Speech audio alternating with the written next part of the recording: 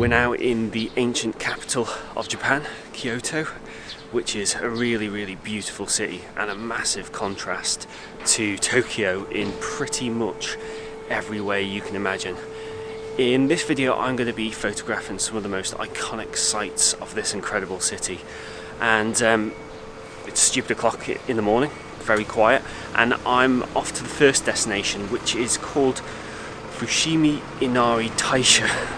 I think that's how you pronounce it, but I'm not 100% certain on that. This is a famous series of torii gates, orange gates, which lead in a procession up a mountainside, and there's thousands and thousands of them. Very iconic, very photogenic, and yeah, I think they're going to look absolutely incredible, to be honest. The reason we're going there so early though is this is a very popular site. So if you don't get there early, you're going to be swarmed by hundreds, if not thousands, of tourists, and you pretty much stand absolutely zero chance of getting any decent images. So yeah, we better get a move on and get there as quick as we can.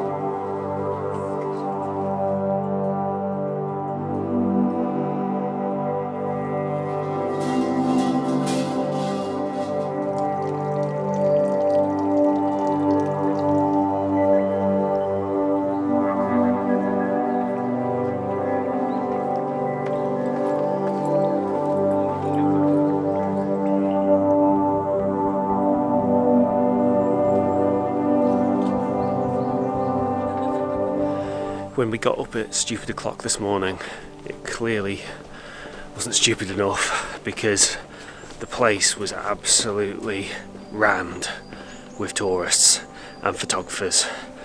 It was just ridiculous, and I was quite surprised. Clearly the secret is out, word is out, that you have to get here early in order to get any kind of decent experience or images of the place, and as a consequence, if everyone reads the same advice, then at the end of the day the early time slots become busy and that's how I found it today. So really challenging.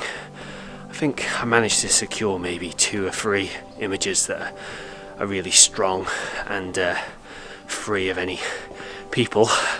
But yeah, real challenge, to be honest. We've actually just hiked up the rest of the trail to the top of the mountain, and it's a lot quieter up here. There's not so many people. The only downside is the light is not very good here in the forest, particularly at this early time of the day. And the torii gates themselves, the orange gates, are a lot more spread out. They're not as compacted together, which makes them a little less photogenic. So yeah, the experience is better up this part of the mountain, but the photographic experience isn't quite there. So yeah, I think I'll have some more opportunities to shoot at the best locations on the way back down, but I'm going to have a bit of a rethink on how I'm going to get round the people problem.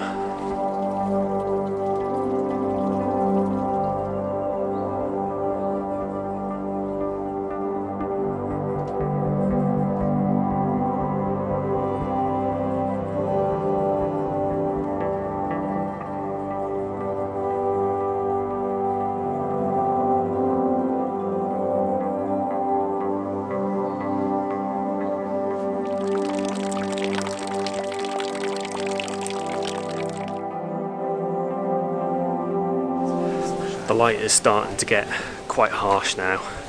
A lot of big contrast between the sunbeams kind of coming in through the torii gates and the shadows, so I don't think it lends itself particularly well to great shots. It's very clear that you have to get here early to get the best light conditions to shoot this, and it's getting a lot busier now.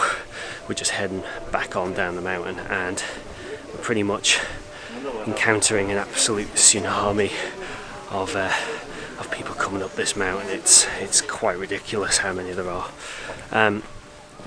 Of the shots that I've actually managed to secure, only maybe 1 or 2 of them were taken on a tripod. The practicalities of using a tripod here are just ridiculous.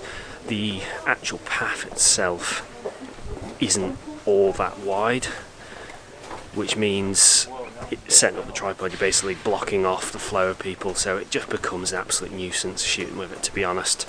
I've been finding that I've been doing most of my shooting handheld,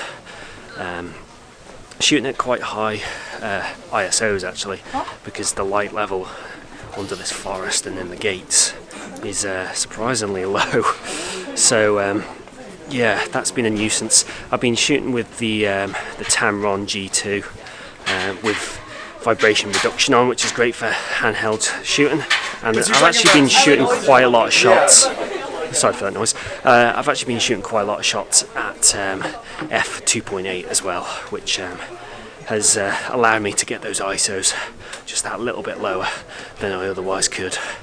I think we're gonna head for the exit now because it's just getting ridiculous now. I just don't think I'm gonna get any more shots here, so yeah, all in all it's been pretty good. But I would say if you're an avid photographer and you're thinking of coming to this location, 6-7 o'clock in the morning isn't early enough. You really need to be getting here at 4-5 in the morning to lock down your locations and get them with the best light, free of people.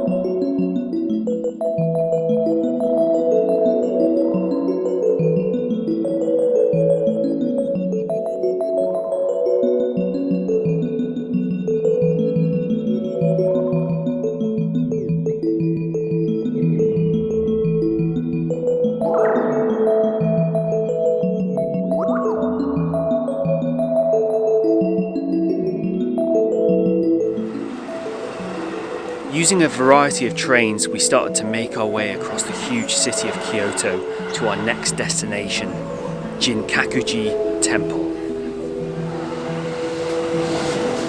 We've now just arrived in Jinkakuji Temple, which is the Silver Pavilion in Kyoto, and it's absolutely gorgeous. It's basically a temple complex with a really pristine, amazing Japanese garden surrounding it.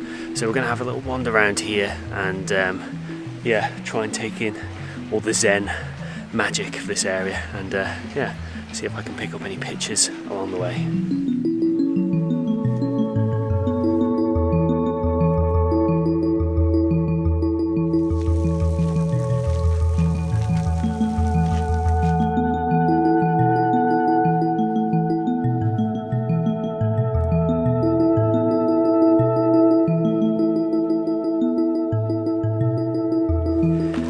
Jinkakuji Temple was really beautiful, but quite difficult to photograph. Firstly, tripods weren't allowed. There was a lot of people. It was absolutely swarming with visitors. The light was quite flat, and generally, although the gardens are quite ordered and pristine, there's a lot of chaotic kind of features, a lot of layers of vegetation that are quite hard to work into a composition that doesn't feel too busy. So it was quite a challenge, but I think I did manage to secure 1 or 2 fairly decent shots, and that's kind of in line with my expectations. But I've got a lot more to show you in Kyoto yet, So onwards to the next location.